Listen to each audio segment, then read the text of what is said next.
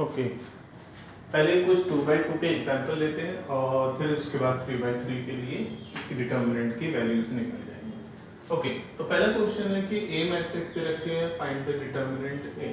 तो ऑब्वियसली क्या होगा इसका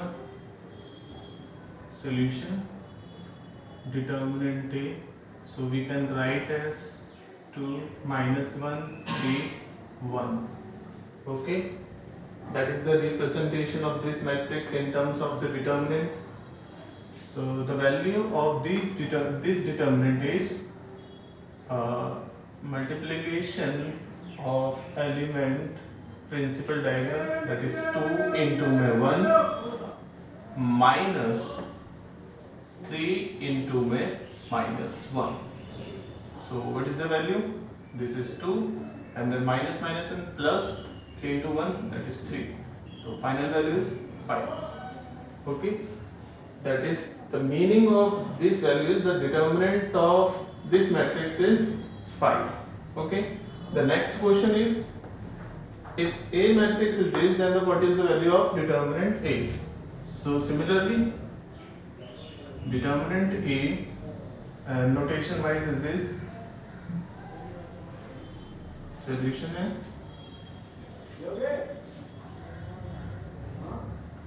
Okay, so what is the value? Simple, multiply of these two and multiply of these two. तो इसको इससे मल्टीपल करेंगे क्या मिलेगा? x into में x into में x माइनस इसको इससे x plus 1 and x minus 1। ठीक है, so x स्क्वायर, ये आइडेंटिटी लग जाएगी हमारे पास x स्क्वायर माइनस 1, क्योंकि एक बार प्लस में एक बार माइनस में है। So x square minus x square sign change जाएंगे और ये कैंसिल आउट हो जाएगा, क्या मिलेगा? That is 1। ओके, तो value of determinant of this matrix is equal to 1। अब इस क्वेश्चन में क्या रखा है कि दो डिटर्मिनेंट आपस में इक्वल है, तो फाइंड द वैल्यू ऑफ ए। कभी देखो याद रखना, जब मैट्रिक्स होती है तो ये एलिमेंट इस एलिमेंट के इक्वल होता है, ये एलिमेंट इस एलिमेंट के इक्वल होता है, मगर यहाँ ऐसा नहीं होता। यहाँ अगर मुझे x की वैल्यू निकालनी है, the solution of this matrix equal to solution of this matrix. गलती से भी इस एलिमेंट को इस एलिमेंट के इक्वल मत कर देना, वो मैट्रिक्स के अंदर होता है, डिटर्मिनेंट के अंदर नहीं। डिटर्मिनेंट में solution of this determinant is equal to solution of this determinant, तब जाके x की वैल्यू निकलेगी। तो सॉल्यूशन में क्या आएगा इसका? सो इसको इससे मल्टीप्लाई इसको, तो क्या जाएगा हमारे पास 2 into 1 that is 2 minus 5 into 4 that is 20 is equal to, इसको इससे मल्टीपल करेंगे तो 2x की स्क्वायर, इसको करेंगे तो माइनस 24। ओके, माइनस 18, ये माइनस का 24 इधर आ जाएगा, प्लस का 24 equal to 2x square. Okay, 24 minus 18 तो कितना आएगा हमारे पास? प्लस का 6 is equal to 2x square. Okay, अब ये 2 इसके डिवाइड में जाएगा तो 6/2 is equal to x square. Means हमारे पास 2 से ये 6 cancel out, that is 3 is equal to x square, और ये इधर जाएगा तो √3 वो भी plus and minus is equal to x। Okay, कभी भी गलती से ये इक्वल मत रख देना कि ये एलिमेंट इक्वल टू ये, इससे सिर्फ मैट्रिक्स में होता है, डिटर्मिनेंट में नहीं होता। ओके, नेक्स्ट क्वेश्चन है हमारे पास, if a matrix is this then show that this. Okay, solution पे आते हैं।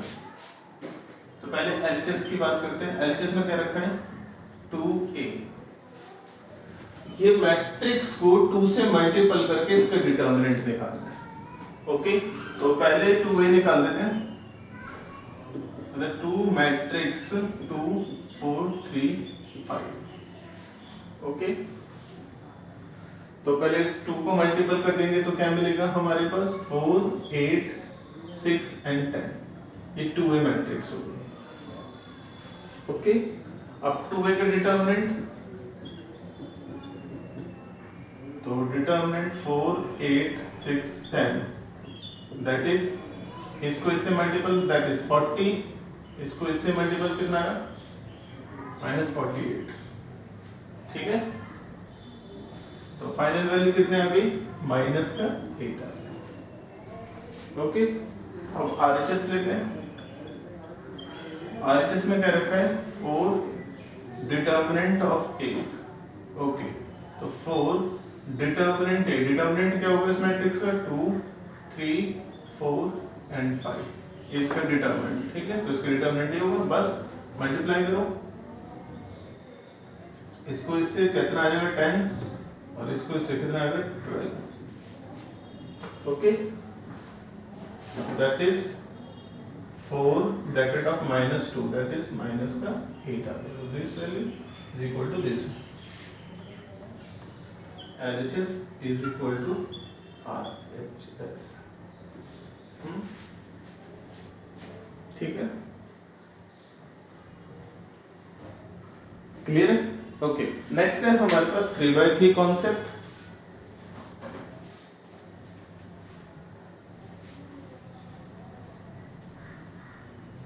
ओके, अब 3/3 के लिए एक मैट्रिक्स लेते हैं।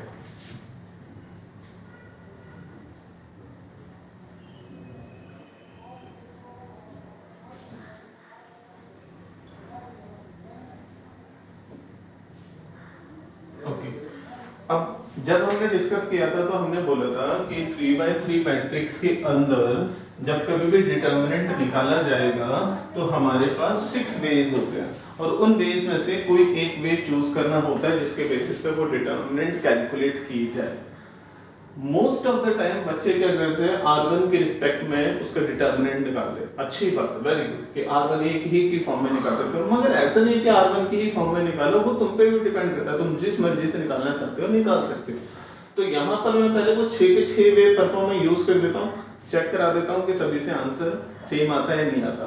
फिर उसके बाद हम ये डिसाइड करेंगे कि जब कोई मैट्रिक्स दे रखी हो 3/3 की, तो वहां पर कौन सा एक तरीका यूज किया जाए जिसके बेसिस पे हम डिटर्मिनेंट निकालें इसका।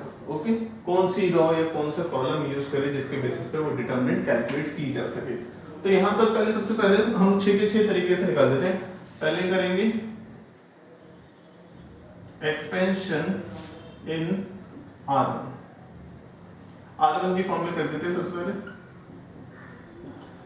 ठीक है, तो पहले इसके डिटर्मिनेंट क्या होगा हमारे पास, 3 2 4 0 1 2 3 2 -1। ये मतलब लिखने का एक वे हो गया, लिखना हो तो लिख देना वरना मत लिखना, एज इट इज, या हम सीधा इसी से काम कर सकते हैं। चलो, डिटर्मिनेंट निकालना है R1 के फॉर्म में। इस R1 की फॉर्म में निकाला जाएगा। R1 में पहला एलिमेंट क्या है हमारे पास 3, इसका माइनर ढूंढो, इसके रॉ और इसके कॉलम को छोड़ दो, ये 4 बचेंगे हमारे पास। ओके, ये इसका माइनर बोला जाएगा, तो माइनर लिख दो, minor determinant. Okay, next element क्या है 0। ओके, तो 0 को चूज करेंगे, पर ये 1 1 है, ये 1 2 है, 1 3 है, तो इसका ऑर्डर क्या नेगेटिव होगा क्योंकि ऑर्डर ऑड है इसका, और ये 0। इसके डिटर्मिनेंट क्या हो माइनर, इसकी रो और इसके कॉलम को छोड़ेंगे तो ये और ये बचेगा, तो 2 4 2 -1।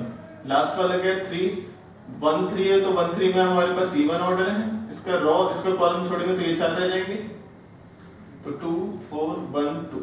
Okay, just solve it. 3 इसको से मल्टीपल -1, इसको से मल्टीपल माइनस का 4, क्योंकि फॉर्मूले के अकॉर्डिंग तो माइनस आएगा ही आएगा, 2 × 2 4 हो गया।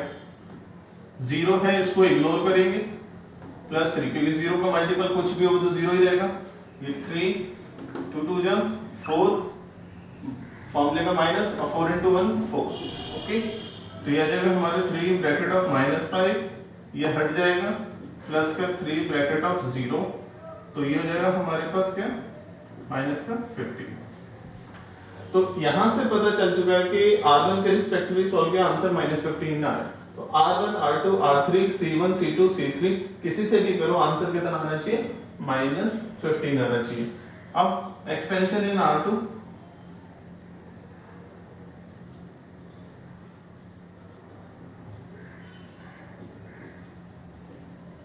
ओके, एक्सपेंशन इन R2 के अकॉर्डिंगली क्या होगा,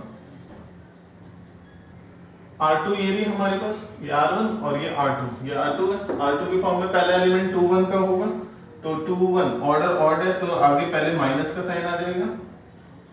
ओके, और एलिमेंट क्या चल रहा है, जस्ट 2। अब इसका माइनर ढूंढते हैं, इसके रॉ और इसके कॉलम को छोड़ देंगे तो ये 4 एलिमेंट बचेंगे। तो ये आ जाएगा 0 3 2 एंड -1। नेक्स्ट है 2 2 2 2। ये देखो ना हमारे पास क्या है कि ये पूरी रॉ के अकॉर्डिंगली एक्सपेंड करना है ना, और रॉ 2 तो ये ना, तो 2 का तो हो गया। अब 1 की बात करते हैं, तो ये 1 लिख दिया, साइन किसका है, 2 2 ऑर्डर है तो हमारे पास साइन प्लस का आएगा। इसकी रॉ और इसके कॉलम को छोड़ दो, 1 2 3 4 ये एलिमेंट रख के लिख दो, ये इसका माइनर का काम करेगा। ठीक है, लास्ट है 2, ऑर्डर है इसका 2 3 तो माइनस का साइन आएगा आगे। ऐड 2 और 3 5 5 ऑड होता है, इसको छोड़ेंगे इसको छोड़ेंगे तो ये 4 एलिमेंट रह जाएंगे 3 4 0 2। ठीक है, बस सॉल्व इट। तो हमारे पास क्या आएगा इसका -2 ब्रैकेट ऑफ ये 0, इसको इसे मल्टीपल करेंगे 0, इसको इसे मल्टीपल करेंगे तो 6, इसको इसे मल्टीपल करेंगे तो -3, इसको इसे मल्टीपल करेंगे फॉर्मूले तो माइनस रहेगा और ये 12 आएगा। इसको इसे मल्टीपल करेंगे 6 और 4 को 0 से करेंगे तो 0, ये बचेगा -6 माइनस का 15 और माइनस का 2 ब्रैकेट ऑफ 6। चलो माइनस माइनस प्लस तो ये हो जाएगा 12 प्लस का आएगा, ये माइनस का 15 ये माइनस का 12, ये कैंसिल आउट हो जाए तो बचेगा क्या माइनस का 15। तो R1 की फॉर्म में देख लिया, R2 की फॉर्म में देख लिया, अब R3 की फॉर्म में देख लो एक बार। R3 की कर लो इसी रेप से, चलो मैं कर लेता हूं इसको अब C1 के रिस्पेक्ट में कर लेता हूं।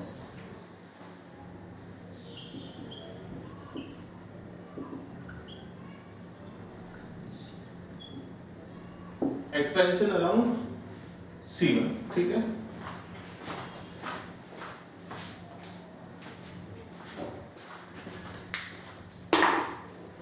ओके। तो कॉलम 1 हमारे पास कहाँ है, ये रहा कॉलम 1। ओके, तो पहला एलिमेंट है 3, मतलब 1 1 का है तो प्लस का साइन आएगा। इसका माइनर ढूंढो, इसकी रॉ और इसके कॉलम को छोड़ दो तो ये 4 रह जाएंगे, ये इसका माइनर बनेगा 1 2 2 -1। ठीक है, नेक्स्ट एलिमेंट है 2 और ये किसका है हमारे पास 2 1 का है, तो 2 1 का है तो आगे माइनस का साइन और ब्रैकेट ऑफ 2, तो इसके रॉ और इसके कॉलम को छोड़ेंगे तो ये 4 एलिमेंट रह जाएंगे 0 3 2 -1। ठीक है, लास्ट है 4, इसका ऑर्डर क्या है हमारे 1 3, E1 बनेगा तो प्लस का 3 आएगा। इसका माइनर ढूंढो, इसकी रॉ और कॉलम को छोड़ेंगे तो ये 4 एलिमेंट रह जाएंगे, तो ये हो जाएगा हमारे पास 0 1 3 2। ठीक है, बस सॉल्व कर दो इसको।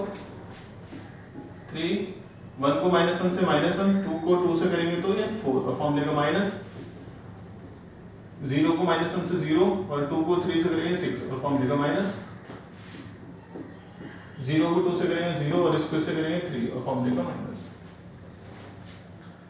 तो ये आ जाए हमारे पास 3 bracket of -5 minus minus plus is 12 और ये हो जाएगा हमारे प्लस का 3 ब्रैकेट ऑफ -3 माइनस का 15 प्लस का 12 माइनस का 9 समथिंग इज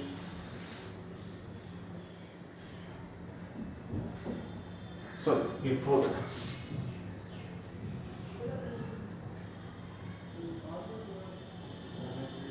तो ये आ जाएगा हमारे पास 12, ये कैंसिल आउट हो गया, क्या बचेगा मेरे पास माइनस का 15। ठीक है, तो ऐसे C2 भी सॉल्व कर सकते हो, C3 भी सॉल्व कर सकते हैं। अब जैसा सपोज करो कॉलम 3 के रिस्पेक्टिवली करना चाहते हैं तो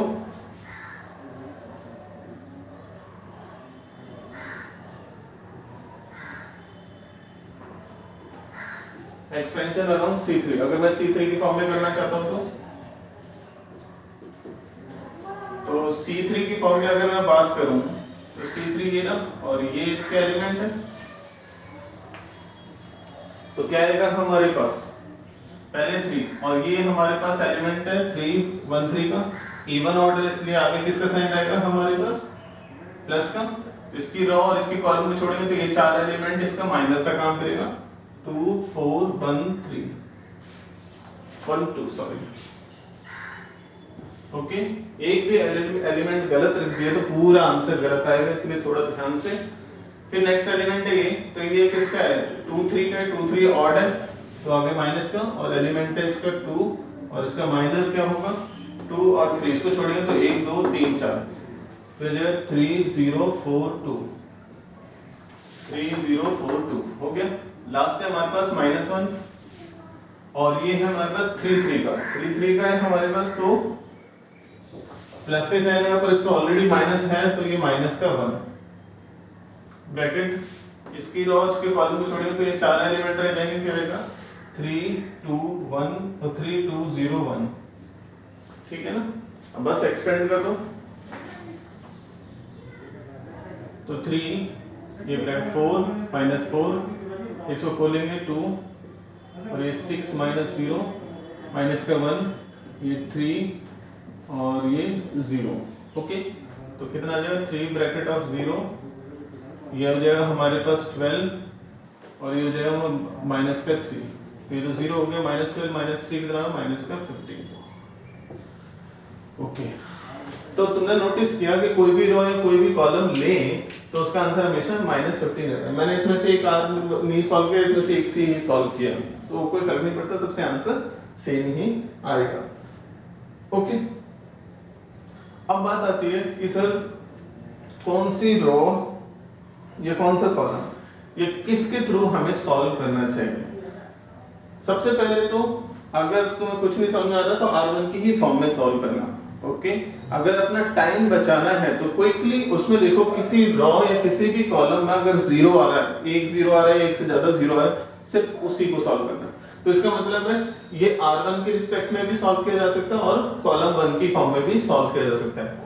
रीजन क्या है, जब हम R1 की फॉर्म में से सॉल्व करेंगे तो ये टर्म 0 बना देंगे, तो कैलकुलेशन कम करनी पड़ेगी। जैसे 0 है तो डायरेक्ट इसका 0 लिख देंगे और इन दोनों को सॉल्व करके लिख देंगे, ओके।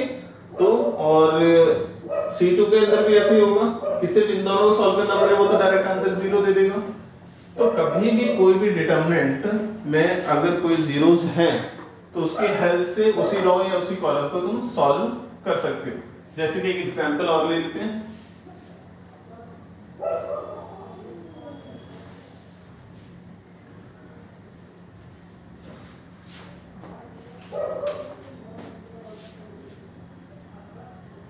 टू 0 0 4 3 2 1 2 1। तो हमें मालूम है हम R1 की फॉर्म में भी सॉल्व कर सकते हैं, मतलब R1 के अंदर तो नहीं, कॉलम 1 की फॉर्म में सॉल्व कर दो तो क्विकली आंसर आ जाएगा। कैसे देखो, डायरेक्ट आंसर। तो ये 2, इसका माइनस इसकी रो और इसके कॉलम को छोड़ेंगे तो ये बचेगा 3 2 2 1। हमें मालूम है नेक्स्ट एलिमेंट ये होगा, मगर वो 0 है तो इसके माइनर के साथ भी 0 हो जाएगा, ये भी 0 तो 0, सिर्फ फाइनली ये सॉल्व होगा, क्या आगे 0 0 आ जाएंगे।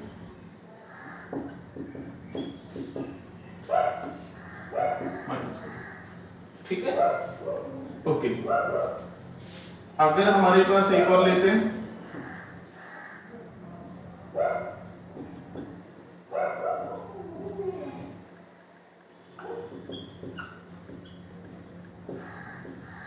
तो कैसे करेंगे, ये एक्सपेंड किया है मैंने किसके रिस्पेक्ट में, C1 की फॉर्म में किया है, और इसको मैं किसकी फॉर्म में खोल सकता हूँ, R1 की, क्योंकि रो में 2 एलिमेंट है। तो क्या आ सकता है इसकी डिटरमिनेंट की वैल्यू, खुद देखो, तो ये और ये, तो या मैं ऐसे लिख सकता हूँ, ये इसको 0 बना देता हूँ और इसको 3 लिख देता हूँ, ठीक है। तो हमारे पास क्या होगा, पहले वाला 0, नेक्स्ट वाला 0, और ये मेरे पास रह जाएगा 3 3 का है, 1 3 का है तो प्लस का 3, ये माइनस का होगा, और इसका डिटरमिनेंट माइनस डिटरमिनेंट इसकी रो और कॉलम को छोड़ेंगे तो ये 4 बचेगा, 2 3 -1 एंड 2। जस्ट सॉल्व इट, इसको इग्नोर करेंगे तो क्या होगा 3 ये 4 और इसको -3, पर फॉर्मूले का ही माइनस है तो माइनस माइनस प्लस का 3 हो जाएगा, कितना आ जाएगा 20, ओके। अब जैसे कि एक मैट्रिक्स है 3 2 1 3 0 1 1 2 3, ओके। अब कैसे सॉल्व किया जाए इसको? सिंपली जिसमें जीरो आ रहा होगा वही रो या वही कॉलम चूज करेंगे, तो ऑटोमेटिकली मैं R2 यूज कर सकता हूँ और कॉलम 2 भी चूज कर सकता हूँ। R2 के फॉर्म में भी सॉल्व कर सकते हैं। तो क्या आएगा, तो ये क्या है हमारे 2 1, तो आगे नेगेटिव आएगा और ये 3, इसका माइनस ढूंढो, इसकी रो और इसके कॉलम को छोड़ेंगे तो क्या आएगा 2 1 2 3। नेक्स्ट क्या है 0, इग्नोर करो, फिर 1 है, 1 के लिए क्या होगा, इसके माइनस कौन सा बनेगा हमारे पास इस एलिमेंट के लिए 3 2 1 2। जस्ट सॉल्व इट, -3 ये जस्ट 6 माइनस का 2 और ये प्लस का 1, क्योंकि इसको इग्नोर कर दिया जाएगा, और ये जस्ट 6 माइनस का 2, तो ये माइनस का 3, ये 4, ये 1 और ये 4, तो ये माइनस का 12, ये प्लस का 4, माइनस का 8। ठीक है, कभी भी किसी से अगर डिटरमिनेंट निकालना हो तो सबसे पहले देख लो जीरोस है या नहीं है। नहीं है तो फिर तुम कोई भी हमेशा, अगर नहीं है तो सिर्फ R1 का ही यूज करोगे। R1 के फॉर्म में डिटरमिनेंट कैलकुलेट कर सकते हो। क्विकली करना है तो जिसमें जीरोस है तो वही रो या वो कॉलम चूज कर सकते हो। मगर कभी भी डिटरमिनेंट सॉल्व करो तो कहाँ प्लस का साइन आना चाहिए, कहाँ माइनस का, वो ध्यान रखना ऑर्डर के बेसिस पे। एक हम ऐसे ट्रिक भी बना सकते हैं जिसके बेसिस पे ये बता दें कि भैया कहाँ का माइनस है। एक होता है डायमंड, इन एलिमेंट पे हमेशा नेगेटिव साइन आएगा। कैसे? क्योंकि ये मेरे पास क्या है, हमारे पास ये 1 2 ऑर्डर क्या ऑड है, ये A21 ऑर्डर क्या ऑड है, ये मेरे पास A32 ऑर्डर ऑड है, A23 ऑर्डर ऑड है। तो इन 4 एलिमेंट पे हमेशा नेगेटिव आएगा, बाकी की सब जगह क्या आएगा पॉजिटिव। जहां ये एलिमेंट यूज हो जाएंगे तो वहां आगे नेगेटिव का साइन आएगा, ये याद रखना। आगे बहुत ज्यादा इंपॉर्टेंट रोल है इस चीज का। ओके, तो ये आपका हुआ डिटरमिनेंट। क्लियर है?